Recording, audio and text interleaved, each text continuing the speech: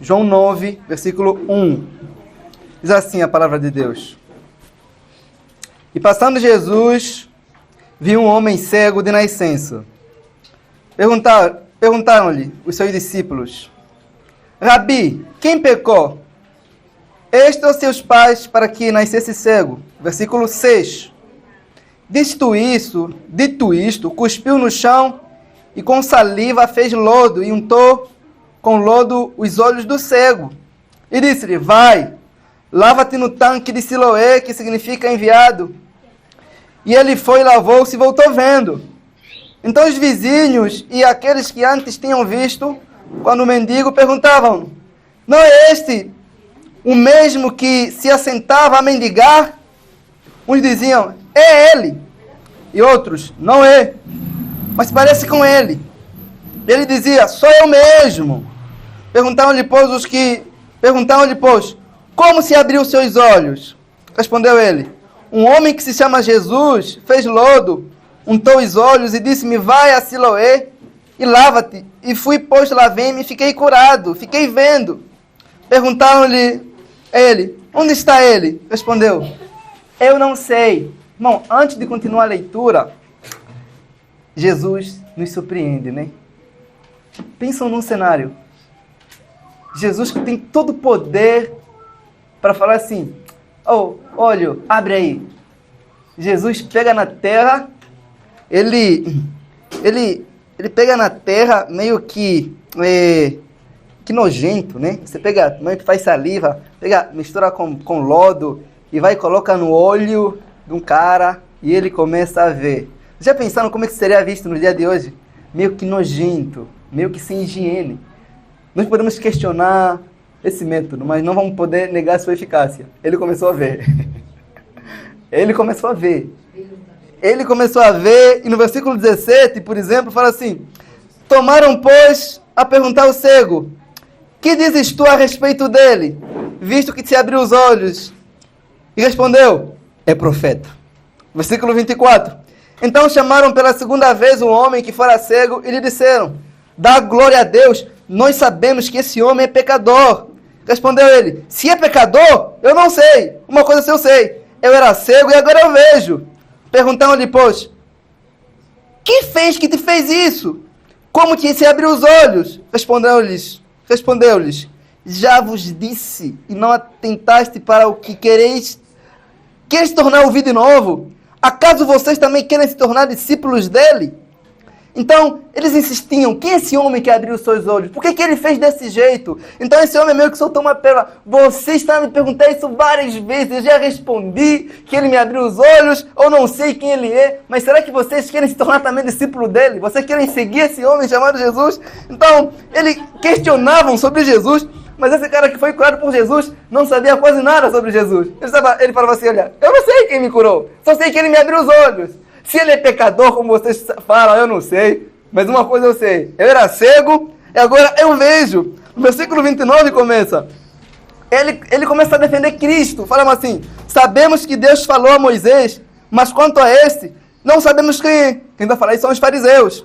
Respondeu-lhes o homem: Nisto, pois, está a maravilha. Não sabeis de onde ele é, entretanto, ele me abriu os olhos. Ninguém sabia nada sobre Jesus. Ele começou a falar: Aí consiste a maravilha. Você não sabe nada sobre ele. E ele me abriu os olhos. Então, esse cego ainda começa a defender de novo Cristo. No versículo 21, ele fala assim: Sabemos que Deus não ouve pecadores, mas se alguém for temente a Deus e fizer a sua vontade, a esse ele ouve. Desde o princípio do mundo, ele diz, nunca se ouviu alguém que abrisse os olhos de um cego de nascença. Se este não fosse de Deus, nada poderia fazer. Replicaram-lhe ele: Tu nasceste todo em pecado e vem nos ensinar a nós. Expulsaram ele do templo, porque ele começou a se tornar um pregador de Jesus.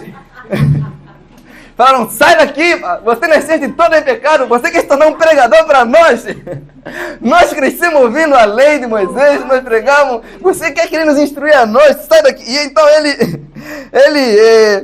os fariseus falavam que, olha, você não tinha nenhum valor, porque não só os fariseus, tanto os discípulos de Jesus, como os fariseus olhavam para aquele homem como se fosse alguém sem nenhuma importância. Pelo fato dele ter nascido cego, os discípulos soltaram já uma pérola. Quem pecou, Jesus? Tipo assim, baixinho. Quem pecou? Nos fala aí. Foi ele que pecou? Foi a mãe que pecou? Para ele nascer assim cego. Os discípulos viam que a cegueira dele era resultado de uma maldição, de um pecado. E os fariseus, que eram os pastores, que eram os líderes daquela época, olhavam para ele também com uma maldição, dizendo, olha, você nasceu em pecado, porque só nasce assim aquele que nasce com uma maldição. Então, pensa como deveria ser triste a vida daquele cara. Ele ouvia as pessoas dizendo, você nasceu assim por causa de algum pecado. E os fariseus, eles eram pessoas cheias de leis, cheias de regras, mas eles eram completamente vazios de graça, vazios de misericórdia, ao ponto que não tem nem graça, nem misericórdia com um homem que havia sido curado por Jesus. E Jesus realizou esse milagre num sábado. Parece que era para provocar mesmo eles também. Porque ele pega no barro no sábado, não podia fazer isso. Jesus tinha domingo para fazer, tinha a sexta para fazer, mas ele vai justamente no sábado. Então os fariseus questionavam isso. Então, enquanto os fariseus viam aquele homem apenas como mais um cara aí que estava por aí, que nasceu em pecado, e os discípulos viam ele como resultado de uma maldição, Jesus responde, olha, nem ele pecou, nem sua mãe. Ele nasceu assim para que nele fosse manifesto a glória de Deus. No capítulo 3, por exemplo, os discípulos vão perguntando, quem pecou? Sabe, sempre tem alguém que pergunta, não fala alto não, senão ele vai ouvir, mas que Jesus, sabe quando você cutuca aquela pessoa, pastor, o que está acontecendo aí? O que está vendo aí? É mais ou menos assim. No versículo 35, soube Jesus que haviam expulsado, e achando, perguntou-lhe, crês tu no Filho do Homem? Ele disse, o homem, creio, Senhor, e o adorou. Vamos tentar entender. Agora vai no capítulo 10 de João. Capítulo 10, versículo número 11. Ele diz assim, eu sou o bom pastor dá vida pelas ovelhas. Agora tentam entender um cenário aqui, que é importante. Aqui Jesus está mostrando um contraste entre ele e os fariseus. Esse cara foi expulso da onde? Do templo. Quem deveria acolher esse cara são os fariseus, que eram os pastores daquela época. Os fariseus, como maus pastores, eles expulsam a pessoa do templo, eles falam que nasceu em pecado, não traziam nenhuma palavra de esperança, de consolo para aquele cara, e aparece Jesus, que cura o cara, e Jesus olha para o cara, olha para... Aí estava Jesus, a multidão, e o cara assim. Não era um diálogo só com os fariseus, era um diálogo que tinha muita gente assim. O que acontece? Jesus olha para ele e fala assim, eu sou bom pastor. Meio que, vocês não são. Vocês não são bons pastores. Ao dizer isso, Jesus estava reafirmando uma profecia.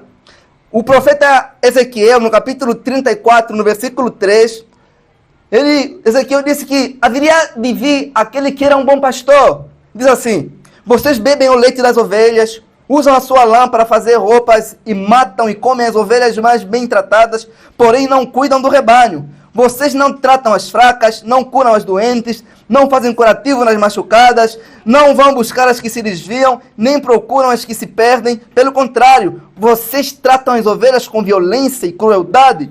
E por não terem pastor, elas se espalham, animais ferozes matam e comem as ovelhas. No versículo 11, eu, o Senhor Deus, digo que eu mesmo procurarei as minhas ovelhas. Como um pastor busca a sua ovelha que está espalhada, assim eu buscarei as minhas ovelhas e trarei elas de volta no lugar de onde mesmo elas foram espalhadas, naquele dia de escuridão e de desgraça.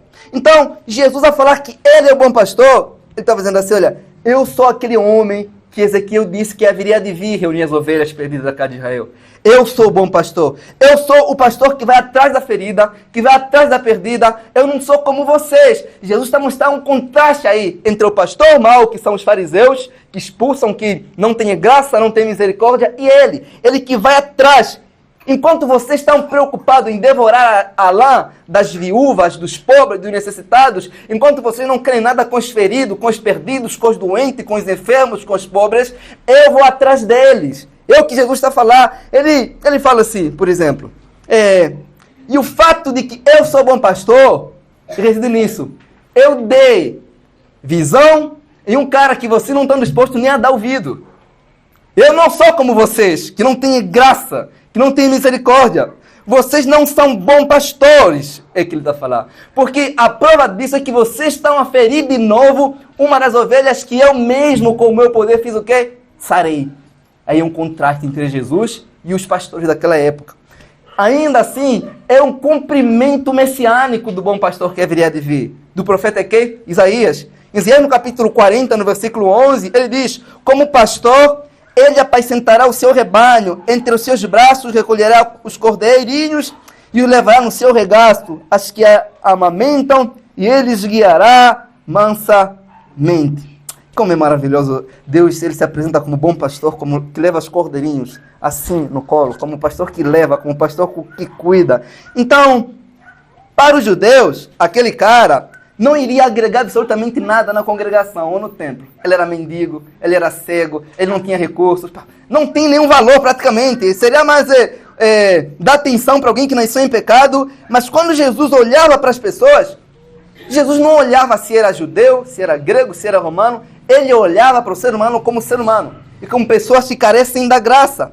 Então, Jesus meio que olha, sabe, a gente às vezes lê essa passagem, eu sou o bom pastor, como se Jesus quisesse só se reafirmar. Não, ele está diante de pastores daquela época. Ele fala assim: eu sou bom pastor, porque eu dou a vida. Eu dou a vida para um cara que vocês não querem dar atenção, ouvido. Eu não sou assim como vocês. Ele está confrontando eles publicamente. Eu não dou apenas visão. Eu dou mais do que visão. Eu dou vida. E sabem por que eu dou a minha vida pelas ovelhas? Não é porque elas são boas. É porque eu sou bom. Nesse cenário todo sou eu que sou bom. Eu conheço as minhas ovelhas. Jesus não está falando de um modo geral. Tipo, que ele dá vida assim, tipo, um pastor que se preocupa. Não, ele fala assim: eu dou a minha vida, apontando para a morte dele. Eu posso dar para vocês o meu tempo, o meu cuidado, a minha atenção, mas eu não tenho poder de dar vida para ninguém. Só Jesus tem poder para dar vida. Aqui ele fala de forma específica: eu dou a vida, sou eu. Eu posso dar outras coisas para vocês, irmãos. Pastor, às vezes aparecem os malucos, mas eu dou a vida pelas minhas ovelhas. Irmão, só Cristo tem poder para fazer isso, porque só Ele tem vida e mais ninguém tem vida. A igreja não precisa de nenhuma outra vida além da vida de Cristo. As ovelhas precisam da vida do Cristo, do sumo pastor. E o que chamava a atenção dos fariseus era algo. É que Jesus, quando ele veio, ele sempre se apresentava como o pastor das ovelhas más. Como o pastor das ovelhas que não tinham pastor, que não eram recebidas pelos pastores daquela época. Por exemplo, quando Jesus chega em Lucas 5:32, ele fala: eu não vim chamar os bons. Eu não vim chamar os justos, vim chamar o pecador ao arrependimento. Então, fala assim: olha, o que me atrai nas pessoas não é a bondade delas, é a maldade. Você consegue entender que o ponto de elo de ligação entre nós e Cristo não é a nossa bondade, é a nossa maldade? É como se ele chegasse numa linguagem terra a terra: eu vim para ser pastor de um monte de gente que não presta, de pessoas más, de pessoas injustas, de pessoas que você não queriam que fossem suas ovelhas. Eu vim para ser esse pastor. Parece que Jesus tem uma atração peculiar por pessoas más. Olhem para as escrituras, vocês vão ver. Toda a galera que Jesus se aproximava tinha algum problema. Ou era publicano, ou estava doente, ou era mendigo, ou era prostituta. Nunca ninguém que chegou para Jesus, tipo, que tivesse bom mesmo. Você vê, olha como é que é o rebanho de Cristo Jesus. Parece que é uma gangue. Um monte de gente más. Parece que você olha para o rebanho de Cristo e uma gangue não tem muita diferença. Só que no rebanho as pessoas reconhecem que precisam de mudança. E esse é o ponto de ligação que nos une todos aqui. Nós somos maus, mas temos um bom pastor. Amém. O rebanho de Cristo é assim. Então, olha o critério que esse pastor usa para escolher as pessoas. Olha, ele vai lá, escolhe para ser pastor de Israel um cara que cometeu adultério, que destruiu uma família, que matou um inocente. Poxa, olha como é que ele escolhe outro rei de Israel. outro juiz, ele vai lá escolher Sansão. Um cara que se prostituía com Filisteia, um cara que não ouvia ninguém, que vivia solitário como se não tivesse... Você olha, olha como é que ele escolheu Pedro, um cara que havia de lhe negar. Você fala, você pensa, se Deus não conhecesse o futuro, se ele não fosse presciente, você fala, parece que Deus só faz escolha errada. Mas as escolhas estão todas certas. O erro está nas pessoas. Está nas pessoas porque o único tipo de pessoa que existe são pessoas erradas. E se ele não escolher essas pessoas, se ele não ajuntar essas pessoas, ele não ajunta ninguém. Está todo mundo errado no rebanho de Cristo. Só ele é certo. Então ele se apresenta como o pastor dessas ovelhas erradas, dessas ovelhas más, dessas ovelhas feridas, que andam desgarradas, que se autoapacentam. Ele aparece. E às vezes aparecem as pessoas no mundo e dizem assim, olha, você da igreja são os piores. E às vezes a gente tem que concordar, igual a Marta falou. Mas a diferença é que nós temos um pastor hoje. E ele é bom. Amém. Ele é justamente bom. Amém. Aí reside o fato. E quando Jesus falava isso, a galera que Jesus reunia incomodava os fariseus porque não se enquadrava no padrão religioso deles. Isso incomodava mesmo, incomodava as pessoas. Então, primeiro que eu quero tocar aqui algo, é que ele fala assim, eu sou bom pastor. Primeiro, ele mostra o seu caráter, ele fala, e depois mostra o seu ofício. Eu sou bom. Não é apenas isso. Eu sou pastor de vocês. Fala, eu sou o bom pastor. O pastor dos perdidos. Ele foi divinamente humano com as pessoas. Jesus, ele tinha bondade com as pessoas. Quando ele encontrava pessoas, ele se compadecia. E quando ele fala que eu sou o bom pastor, ele não está dizendo que sou apenas um bom pastor, como se houvessem outros pastores. Está dizendo, eu sou o bom pastor. Estão conseguindo entender? Não tem mais ninguém. Não é que eu sou um bom e você vai encontrar outros. Só eu sou o bom pastor. Não tem outro que vocês possam recorrer. Não tem outro que possa vos cuidar. Não tem outro que possa vos apacentar. Ele não foi apenas um pastor que deu a vida pelas ovelhas. Foi o único. Porque só ele tem a vida. Ele desse a vida. Ele deu essa vida para gente que falha. Às vezes, irmãos, a gente às vezes pega um texto bíblico e tenta torcer ele. Pastor faz isso. Às vezes eu dou a minha vida pelas ovelhas. Eu dou a minha vida pelas ovelhas. Eu falo assim, pastor dessa igreja, eu já tive dificuldade em partilhar o meu lanche com alguns irmãos. Agora imagina a vida assim. Então consegui entender que ele está falando assim, olha, só eu tenho esse poder, só eu tenho esse direito, só eu tenho vida para dar. Não tem ninguém. O máximo que um pastor dá é atenção, é o seu tempo, é o seu esforço, é a sua dedicação, mas vida é algo exclusivo dele. Por quê? Porque ele mesmo, quando ele se encarna, quando ele vem, ele vai atrás das suas ovelhas. Ele vai atrás da perdida. Ele vai atrás de todo mundo que é ovelha sua e não depende de ninguém. De ninguém mesmo. Então, tem gente, às vezes a gente fala, eu sou bom pastor. Irmãos, o bom pastor é Cristo. Tem gente que sai da igreja por causa do próprio pastor. Tá entendendo? Tem gente que tem ovelha que sai da igreja que Deus está a resgatar, que foi o pastor que expulsou com a vara. Estão conseguindo entender? O bom pastor é quem? É Cristo. Às vezes o problema das ovelhas estarem dispersas, às vezes também é do pastor. Eu creio que deve ter algumas dispersas também, por minha causa também. Tem sempre alguém assim. Mas a nossa alegria reside no fato de que Cristo é o bom pastor e ele vai atrás das ovelhas, até ovelhas que os próprios pastores espalharam. Como estava acontecendo nesse caso, porque os pastores de Israel estavam a espalhar aquela ovelha. Expulsaram do templo, não davam carinho, não davam atenção, mas Cristo, como bom pastor, vai atrás dela. Sem a ajuda de ninguém, de ninguém. Ele fala, é minha ovelha. Ele veio para a sua ovelha, para a sua. Ele vai atrás dessas ovelhas. Então, uma coisa que chama atenção aqui é que ele diz o seguinte, ele não dá vida para todas as pessoas. Ele fala, eu dou a minha vida pelas minhas ovelhas, não para todo mundo. E segundo, ele afirma que nem todo mundo é quem? É sua ovelha. No texto é implícito isso. Então, quando ele diz assim, olha, eu dou a minha vida pelas minhas ovelhas, está dizendo o seguinte, que quando essa declaração de Cristo é uma seta que aponta para aquilo que ele iria fazer, está dizendo assim, olha, quando eu morrer, eu não estarei morrendo na cruz por causa que faltou poder em mim. Mas eu, de forma voluntária, vou entregar a minha vida. Não vai ser por causa de Judas por traição. Não vai ser por causa do poder do Sinédrio, de Herodes, de Pilatos. Não vai ser por causa da multidão que escolheu Barrabás apenas. Eu não vou perder a minha vida. Eu vou dar a minha vida por vocês. Não tentem imaginar a minha morte quando eu for crucificado como se eles me pegaram de surpresa.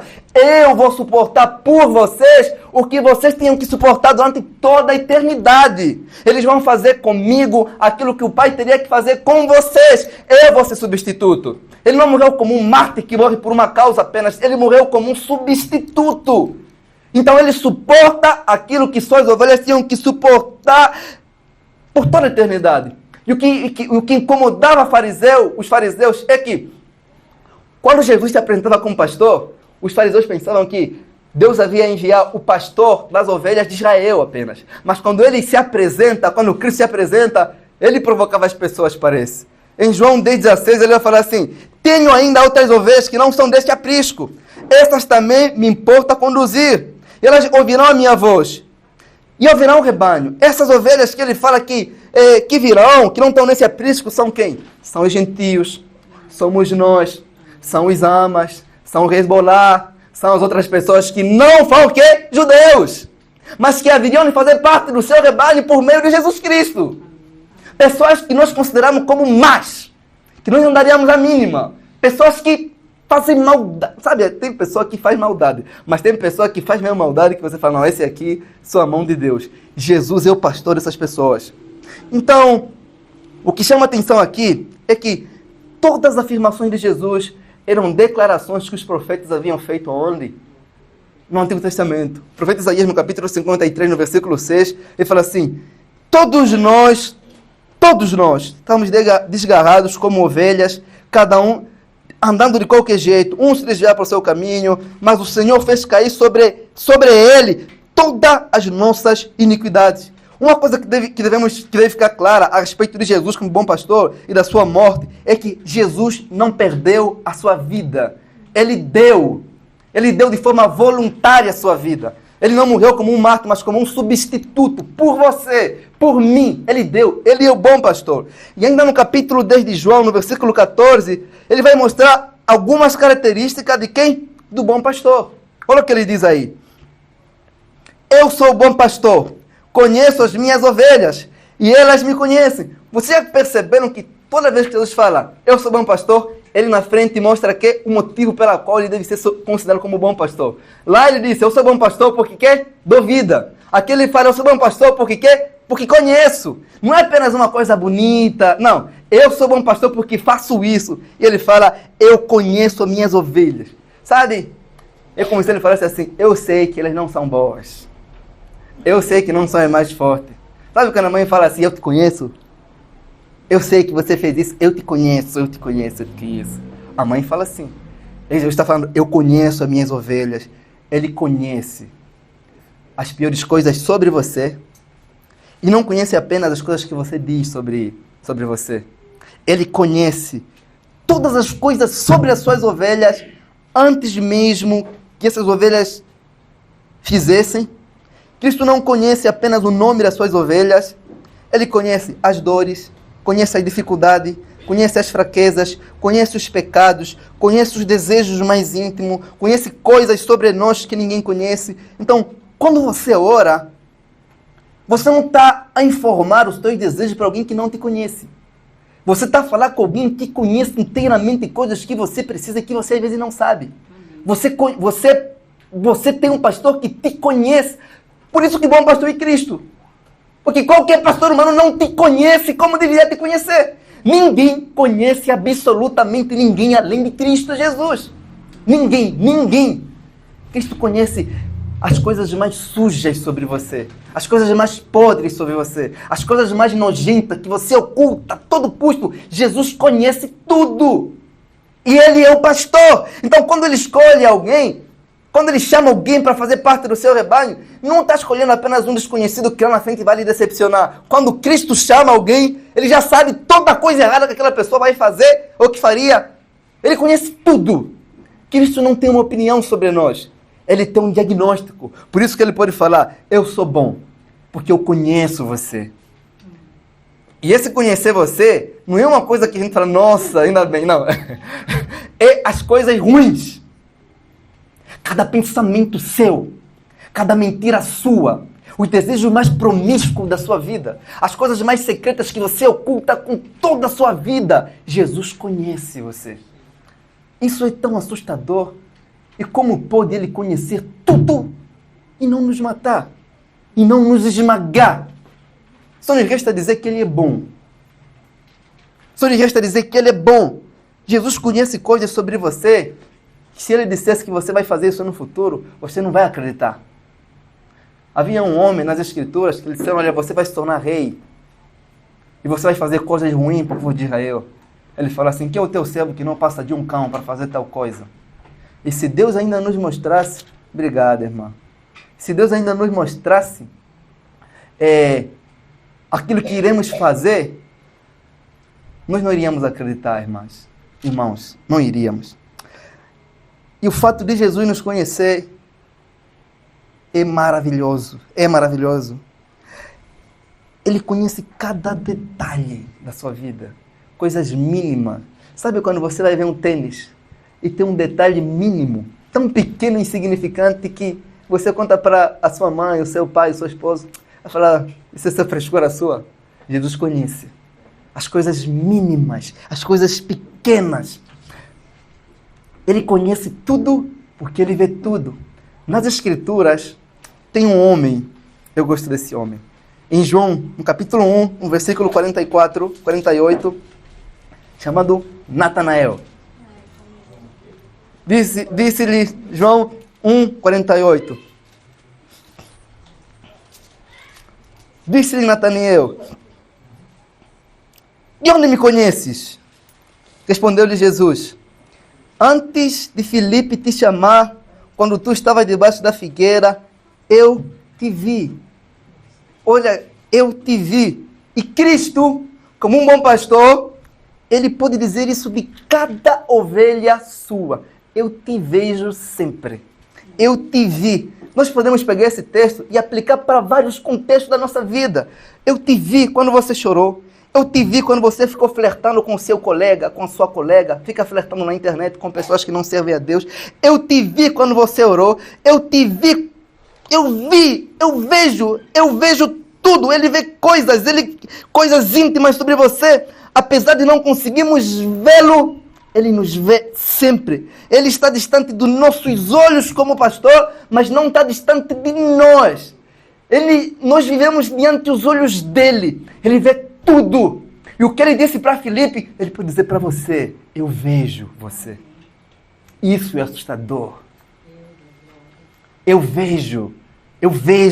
sei, eu conheço. Assim como ele, como pastor, observava Jó, ele pode falar, eu observo você. Você não precisa da atenção de ninguém para se privar do pecado. Você não precisa olhar para alguém e falar, não, fulano está aqui, não posso fazer isso. Antes do fulano estiver vendo você, Deus está vendo você. Ele pode falar o que Filipe disse. Eu vejo, eu te vi. Ainda que você não conseguia me enxergar, eu te via. Isso. Você já pensou se cada funcionário resolvesse viver a sua vida pensando que Deus está vendo ele? Como é que faria o trabalho com perfeição? Os funcionários não começam a fazer as coisas bem quando o chefe está perto. E quando o chefe vai, ele fica no celular, começa a ver as mensagens, fica no... Mas existe alguém, um olhar, que é maior que o olhar do seu chefe. É o olhar de Deus. Deus, Ele te vê. E o que chama a atenção aqui é que esse conhecimento de Deus não é nós que informamos. É o que Ele vê. Nunca houve um único segundo nessa vida que Cristo não esteve de olho naquilo que Ele comprou com seu sangue. Nunca houve um único minuto, um segundo sequer, que Cristo não pode dizer, eu te vejo. Eu vejo você. Você pode fechar os teus olhos. Você pode dormir. Existe um olho que está sempre aberto observando você. Se nós vivêssemos com essa perspectiva de que existe um Deus que me vê, trazia em nós um senso de segurança, trazia em nós um senso de pureza, que nenhum cristão faz nada oculto. Não existe uma pessoa nesse mundo que está fazendo uma coisa que só essa pessoa sabe. Deus sabe. Deus vê. Ele, como pastor, não é um pastor que às vezes se distrai. Ele está de olho em cada ovelha que ele resgatou. Por isso Cristo pode dizer, eu sou o bom pastor.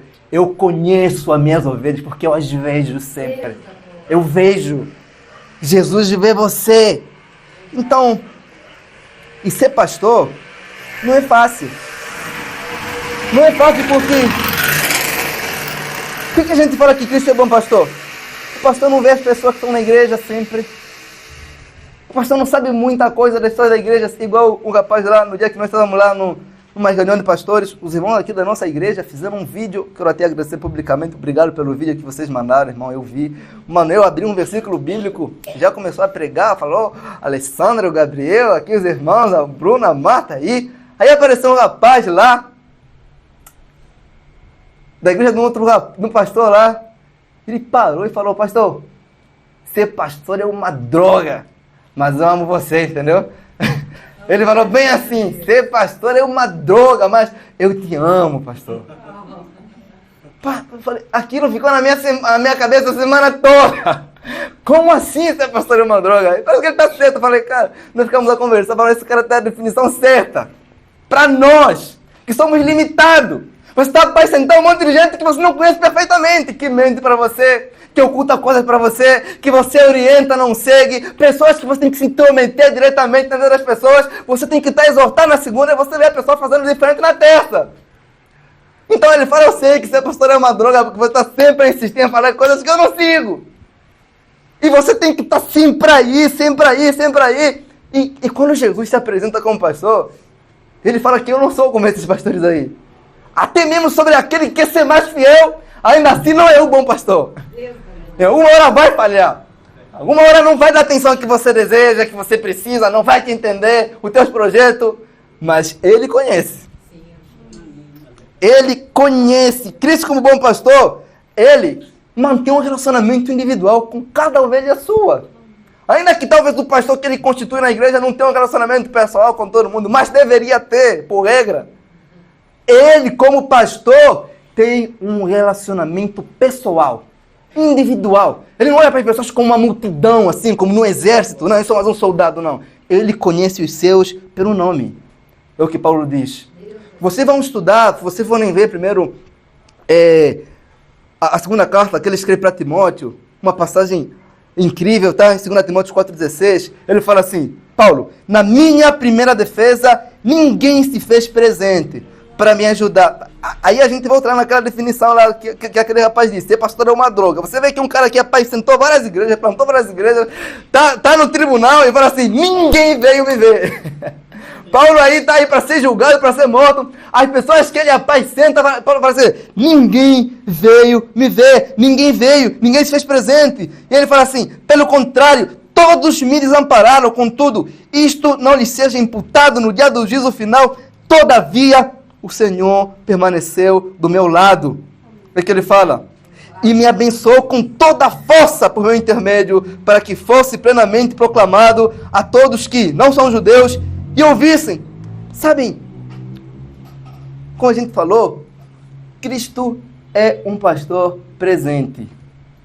Você vê que a igreja toda, os irmãos que Paulo plantou igrejas, mas no momento em que Paulo precisa dos irmãos, todos estavam medo, porque tinham com medo. Se eles fossem lá visitar Paulo, também seriam mortos, também seriam presos.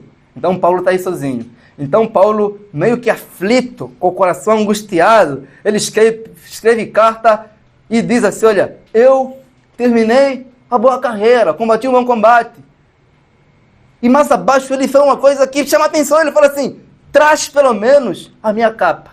Estamos a ver um pastor limitado, fraco, meio que com medo, talvez, aquela capa, talvez, é tudo o que ele precisava. A gente às vezes tenta romantizar, não terminei a carreira. Não, Paulo estava angustiado aí.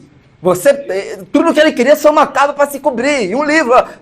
Vocês vão ler a carta que ele escreve para Timóteo e fala, Timóteo, vem depressa. Eu preciso de alguém. Eu quero que você esteja comigo. Então a gente tenta romantizar isso. Não é uma coisa romântica. Não é o brado de um soldado assim. Não, é alguém que está sozinho. Que ele fala, vocês me abandonaram. Vocês me deixaram. Mas tem algo que me conforta. O Senhor esteve do meu lado. E isso basta. E o que está a falar? O Senhor esteve do meu lado. Mesmo que Paulo não conseguia ver o Senhor, ele sabia. Porque ele prometeu que estaria do nosso lado. E como pastor, ainda que todos nos deixam, todos nos desamparam, o nosso genuíno pastor, o bom pastor, que é Cristo, ele nunca deixa. Mas o que chama atenção aqui nesse texto, que nós lemos de Paulo ainda, sobre o bom pastor, é que Paulo, ele escreve a carta de Éfeso, e ele começa dizendo, olha, eu, Paulo, prisioneiro de Cristo. Mas Paulo era prisioneiro de Romanos. Então Paulo se apresenta dizendo, olha, eu sou prisioneiro de Cristo Jesus. Eu estou nas mãos do meu pastor. Ainda que romanos sejam eles que me prenderam, eu não estou na mão deles. Eu estou na mão do meu pastor. O meu pastor está aqui. O bom pastor Cristo. Nosso pastor é presente. Ainda que ninguém seja, ainda que ninguém consiga ver e sentir que ele está presente, isso muda tudo. Isso muda o nosso estilo de vida. Ainda nesse texto de João, se vocês forem ver Cristo se apresentando como bom pastor, essa característica, no versículo 27, ele diz assim, se vocês puderem ver e acompanhar, as minhas ovelhas fazem o quê? Ouvem a minha voz, e eu as conheço, e elas me seguem. Vamos ler o versículo 28, todo mundo? Vamos lá? Versículo 28. E dou-lhe Vamos lá. a vida eterna. Aham. E nunca hão de perecer. E ninguém as arrebatará das minhas mãos. Quem pode dizer isso além de Cristo? Qual o pastor que estudou que pode dizer isso além de Cristo? Ninguém. Só Cristo pode dizer. Está falando assim, olha aqui para minha mão. Jesus está falando assim, todas as minhas ovelhas estão aqui, na minha mão. Para o inimigo chegar, arrancar alguém das minhas mãos, ele tem que se aproximar de mim. As minhas ovelhas estão aqui, ninguém lhes tira daqui, ninguém. Nós estamos na mão de Deus. É como se fosse mais fácil arrancar a mão do próprio Deus do que arrancar uma das suas ovelhas. Nós não estamos num aprisco espalhado pelo mundo, apesar de estarmos em igrejas diferentes, nós todos que somos ovelhas de Cristo, estamos nas mãos dele. Então dizer que Cristo pode perder uma das suas ovelhas, é dizer que Jesus é um pastor irresponsável. Só você, só um irresponsável, perde as coisas que ele comprou. E ele comprou com seu sangue. Nós estamos na mão de Deus. Isso muda tudo. É aí onde nós estamos em segurança. E não importa onde nós estamos, sozinho, com irmãos, com amigos, nós estamos na mão dele. É a razão pela qual Paulo fala, eu não sou prisioneiro de Roma. Eu, Paulo, prisioneiro de quem? De Cristo. Eu estou na mão dele. Não importa o que os romanos façam, eu não estou na mão de romanos. Eu estou na mão de Jesus. Ele é o bom pastor. Então, agora pensa em algo. A segurança das ovelhas não reside no fato, por exemplo, delas serem fortes, delas serem fracas, delas serem mais sábias que as outras. Reside no fato de que estão na mão do bom pastor. De Cristo. Nós estamos na mão de Cristo. Até mesmo às vezes, quando nós falamos assim, eu vou entregar isso na mão de Deus, são apenas expressões declarativas. Nós já estamos na mão de Deus há muito tempo, irmão. A gente só fala isso por falar mesmo, mas nós já estamos aqui, tá entendendo? Nós estamos aqui na mão de Deus. Sempre estivemos aí. Então, uma ovelha de Cristo fraca, caída, desanimada, ainda assim é uma ovelha de Cristo na mão do bom pastor. Aí a fraqueza que ela tem não abrange a força do pastor. E o problema dela está fraca, tudo bem, mas a segurança dela continua a mesma, porque está na mão de quem? Do bom pastor. Por isso que nós ensinamos aqui, eu tenho ensinado que ninguém pode perder essa alegria da a salvação. Ninguém. Podemos perder o quê? A alegria da salvação. Podemos perder a certeza da salvação. Mas a salvação em si mesmo, nunca queremos perder. Porque nós estamos na mão de quem? Do Senhor Jesus. Então, as ovelhas, elas são fracas, não têm cuidado de si mesmo. Então, às vezes a gente olha para alguns irmãos que são mais fracos que os outros. Isso é verdade. Mas a pergunta é, será que os irmãos mais fortes estão numa outra mão, estão na mão mais forte de Deus ou estão na mesma mão do que os mais fracos estão? todos nós estamos na mesma mão de Jesus. Todos nós estamos aqui, nós estamos na palma da mão de Deus. Sabe como você fala assim para alguém? Você está nas minhas mãos assim? Eu te domino? Você está aqui? Sabe aqui? Você não fala isso para zombar, para admirar, não. Você pode falar isso, você está aqui na minha mão. Você pode tentar fugir, fazer um monte de coisa, você está aqui. Você não vai escapar. Sabe aqui, para Deus aqui, a formiga é até maior, a gente vai correr, vamos girar um monte de coisa, nunca vamos sair da mão de Deus. A mão de Deus é grande. Então, agora pensa isso comigo. A nossa segurança não está no fato do nosso saber, não está no fato da nossa força, está no fato de que estamos na mão, não do pastor apenas, do bom pastor. Então, e a nossa segurança de que chegaremos no céu também reside aí. Sabe, para nós chegar no céu é como? Não é que nós estamos a andar assim, não. Deus está aqui na mão. Deus está nos levando para o céu, tá entendendo? Amém. Não somos nós a caminhar assim com nossos pés. É Ele que está nos levando, irmãos. Sabe quando você vê o teu filho assim? Não tem aquele carrinho que você empolga o seu filho assim? Aí a Alessandra vai saber explicar melhor sobre isso. Você vê que você coloca os filhos aí, você vai empurrar no seu filho. Ele pensa que a força é dele. Ele está aí tranquilão. A nossa força é praticamente assim. É Jesus nos levando, nos empurrando, e nós sempre seguros. Nós ainda se gabando que fazemos alguma coisa. Ah, irmãos, Cristo, Ele é o bom pastor. Agora pensam, os que creram nele, que são suas ovelhas, estão na sua mão. E os que não creram, a gente não tem outra coisa para fazer. Estão na mão do próprio Satanás. Estão na mão do mundo. Entregue aos prazeres da carne.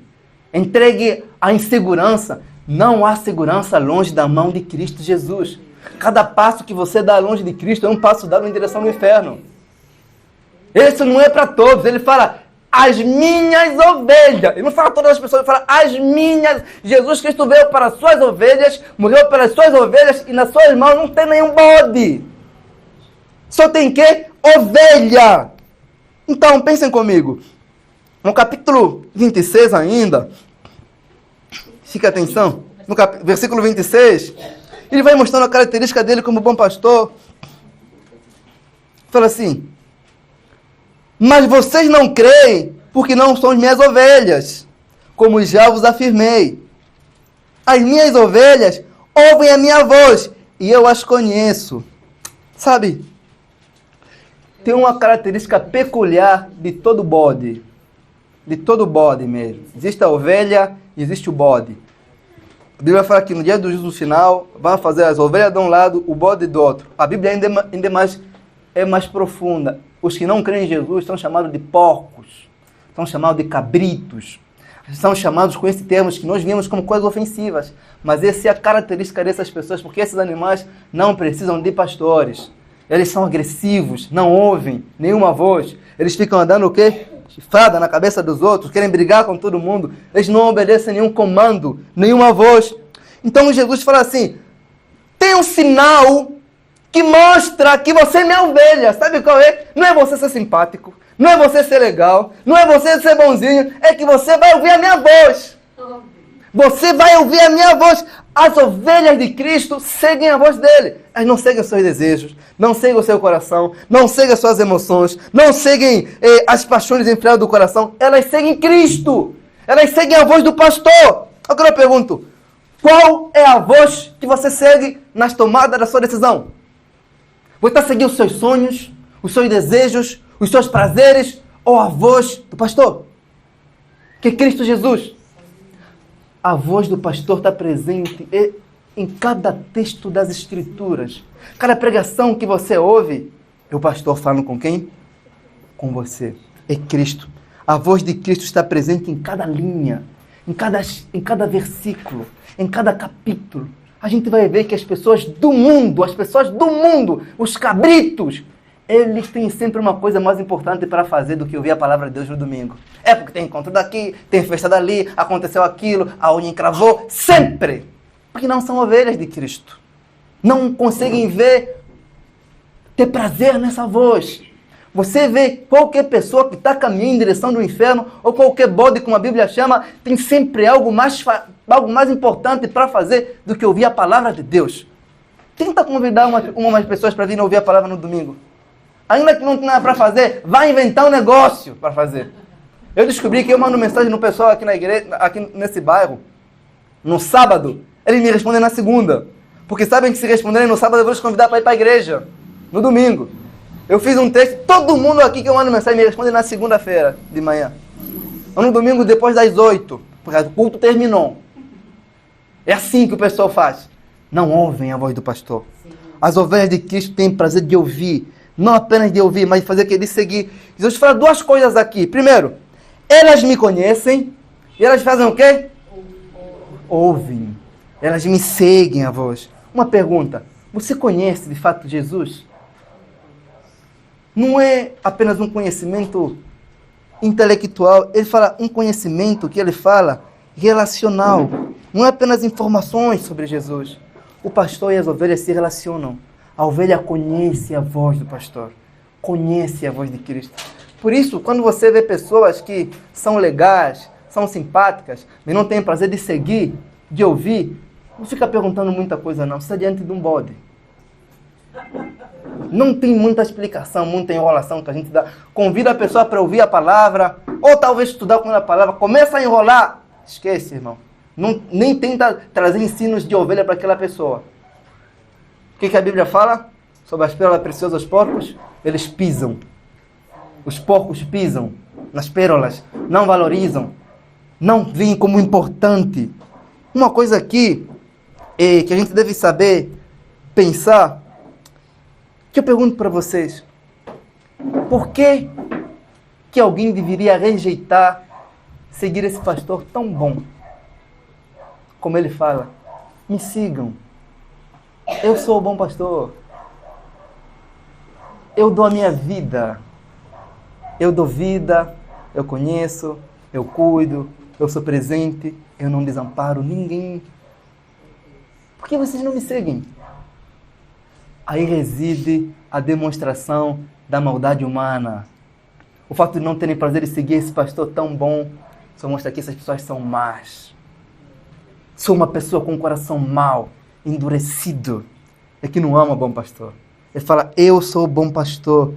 E no versículo 19, no capítulo de João que nós lemos, a Bíblia diz assim, por causa dessas palavras, houve divisão entre os judeus. Eles se dividiram, porque Jesus está falando, eu sou bom. Jesus está falando, se vocês fossem minhas ovelhas, quer saber? Essas ovelhas estavam comigo, vocês não me ouvem. Não é porque meu ensino é fraco, não é porque eu fracassei, é porque vocês não são minhas ovelhas. E tem mais, lá atrás, no capítulo 8, eu falo, vocês são mesmo do diabo. Ele é vosso pai. Ele nunca se firmou na verdade, porque nele não há verdade. E quando ele fala mentira, fala aquilo que é dele, porque ele é o pai da mentira. Se vocês fossem, de fato, filhos de Deus, se vocês fossem ovelhas, vocês ouviriam a minha voz. Não pensam que vocês estão a me resistir porque sou muito intelectual. Vocês estão assim porque vocês são bodes. E eu queria estar falando. Olha, vocês conseguem ver como é que Jesus afrontava as pessoas? Esse é o Cristo das Escrituras, que não tem enrolação. Agora pensem em algo. A gente pode ter algumas aplicações nesse contexto aqui, uma muito peculiar para nós. Quando ele fala que Jesus é o bom pastor aqui, tem que ficar algo claro aqui. Jesus é um único pastor que não vai falhar com você. Amém. Jesus é o único pastor que nunca vai falhar com toda expectativa, nunca vai se afastar de você. E sabe, você nunca deve se afastar do rebanho só porque uma das ovelhas dele te feriu. Porque essas ovelhas ferem também. Mas ele, como bom pastor, você deve permanecer perto dele. Ainda que as outras ovelhas falhem com você, o que deve manter você no rebanho, quem é? É o bom pastor. Agora pense em algo, voltando para as escrituras aqui. Quando ele fala, minhas ovelhas ouvem a minha voz. Se você não tem desejo de ouvir a palavra de Deus, parece ser óbvio que eu vou falar, mas eu vou falar. Você, de fato, não é uma ovelha do Senhor. Se você tem desejo de ouvir pouco, se você não tem desejo, se não é o teu desejo, se você tem seguido pouco, acredite, tem seguido pouco as orientações do pastor, que é Cristo Jesus. Olha, essas pessoas, às vezes, a gente vê parentes seus, eu sei, amigos seus, que elas fazem o quê? Vão ouvir falsos pastores. Você não pode olhar para essas pessoas como vítima, não. Nunca. Jesus fala que as minhas ovelhas vão ouvir a minha voz. Se a pessoa suporta ouvir um falso pastor, acredita que essa pessoa está num falso cristianismo, gosta daquelas doutrinas falsas, aquilo revela muito mais também o estado do coração dessa pessoa. Porque as ovelhas de Cristo, elas vão procurá-lo. Vão procurar a voz do pastor. Você tem procurado essa voz nas suas decisões, no seu dia a dia, nos seus negócios, no seu trabalho? Quando você acorda, é a primeira coisa que você ouve? Senhor, Tu és o meu pastor. Fale comigo. Me guie em tudo. Como é maravilhoso acordar pela manhã, falar, me apacenta, Senhor. Não me permita ser guiado como cabrito, que vai a qualquer lugar, que fere os outros como cachorro, que vive na lama como porco. Eu quero ser dirigido como ovelha. Não me permita fazer nada que não te agrada. Eu gosto sempre de acordar e ler um versículo bíblico pela manhã. Não, falar assim, não. Eu ouvi a voz do pastor. Sei o que devo pensar. Como é maravilhoso ouvir a voz do pastor Cristo Jesus. Então, em Ezequiel, capítulo 34, versículo 1, ele fala assim: vós, ovelhas minhas, ovelhas do meu pasto, sois homens, eu sou vosso Deus, diz o Senhor. Ele fala, vocês são as minhas ovelhinhas, eu sou o vosso Deus. Esses ovelhinhas, para aqueles que ouvem que? A sua voz. E antes de eu encerrar, quero fazer um convite a vocês. Quando os irmãos abaixam para passar aqui, aparece na live que vocês abaixam. Não precisa abaixar não, irmão, tá bom? Podem passar direito assim. Então, uma coisa que a gente deve ter costume de fazer é ir atrás das ovelhas perdidas. As ovelhas perdidas, quem é que não se parece conosco? É amar, às vezes é um homossexual, às vezes é um adúltero, às vezes é uma pessoa que está nos vícios, às vezes aquela pessoa é que nós devemos ir atrás dessas pessoas e pregar para essas pessoas. Porque talvez muitas delas fazem parte daquelas ovelhas que Cristo disse: eu tenho muitas ovelhas, mas ainda não estão aonde? Aqui, no aprisco. Nós devemos ir atrás, sem medo de se misturar, mas com a intenção de pregar, irmãos. Porque se você se envolver, isso vai revelar que você também não é ovelha. Se envolver o que eu falo, está no mesmo costume, nas mesmas práticas, nos mesmos pecados que eu falo. Vamos atrás dessas pessoas sem medo. Às vezes nós temos medo de se misturar com as pessoas para preservar nosso testemunho. O que vão pensar de nós? Não, irmãos. Devemos ir atrás das ovelhas do Senhor. Cada um de nós aqui, às vezes é usado pelo Senhor para ser uma voz que chama uma ovelha perdida. Não tenha medo. Deus é poderoso para falar através de você, para alcançar os perdidos. Fale. Amém? Nessa noite, quero convidar você a orar. Falar, Senhor, ajuda-me a se render a Ti como um bom pastor para a minha vida. Não me permita eu sair fora do Teu aprisco. Ajuda-me, Senhor. Ajuda-me, Pai. Pai, nós como igreja, nós como pastores, nós como ovelhas, às vezes nós falhamos. Assim como os fariseus feriram aquele homem, nós ferimos as pessoas também. Nós espantamos as ovelhas do Senhor. Pai, esteja conosco. És o nosso pastor. Que todos os dias possamos pensar que aí reside a nossa segurança, de que Jesus é o nosso pastor. A nossa segurança não reside quando estamos fortes ou fracos, quando oramos mais ou menos. Reside no fato de que temos um pastor. Esse pastor nos assegura, nos guarda, ajuda.